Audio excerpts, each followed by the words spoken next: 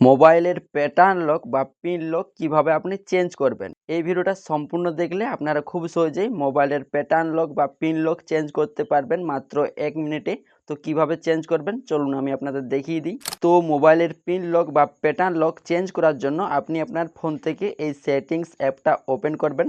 Open করার পর এই পেজে আপনারা স্ক্রল করে একটুকু নিচের দিকে আসবেন। নিচের দিকে আসার পর এইখানে একটি অপশন পাবেন পাসওয়ার্ড এবং সিকিউরিটি নামে। তো আপনারা কি করবেন, এই পাসওয়ার্ড এবং সিকিউরিটি এই অপশানে ক্লিক করবেন। ক্লিক করার পর এই যে লক স্ক্রিন পাসওয়ার্ড এই অপশানে ক্লিক করবেন, ঠিক আছে। আর যদি আপনারা খুঁজে না পান লক স্ক্রিন পাসওয়ার্ড অপশানটি, তাহলে আপনারা সেটিংস অ্যাপটা ওপেন করার পর সার্চ বারে ক্লিক করে আপনি লিখবেন লক স্ক্রিন, তাহলে অপশানটি চলে আসবে। তো এখানে লক স্ক্রিন পাসওয়ার্ড এইখানে ক্লিক করবেন। তারপর এইখানে আপনার পুরনো সেই প্যাটার্ন লকটা দিয়ে দিবেন, বা আপনার পিন লক হতে পারে, পুরাতন প্যাটার্ন লক বা পিন লকটা দিয়ে দিবেন। তারপর এখানে আপনি চাইলে প্যাটার্ন লক সেট করতে পারবেন অথবা পিন লক সেট করতে পারবেন। তো আমি এখানে একটি পিন লক সেট করব।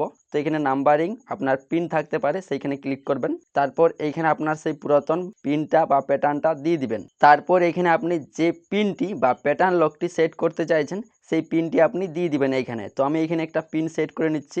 আমি 1 2 3 4 5 6 এই পিনটাই দিলাম। তারপর ইউজ এই অপশানে ক্লিক করব।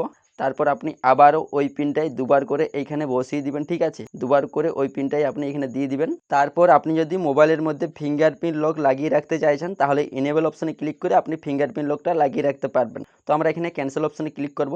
তো দেখুন আমাদের কিন্তু প্যাটার্ন লকটা চেঞ্জ হয়ে গেছে। তো এভাবেই আপনারা খুব সহজেই প্যাটার্ন লক বা পিন লক ফোনের কিন্তু চেঞ্জ করতে পারবেন খুব সহজেই।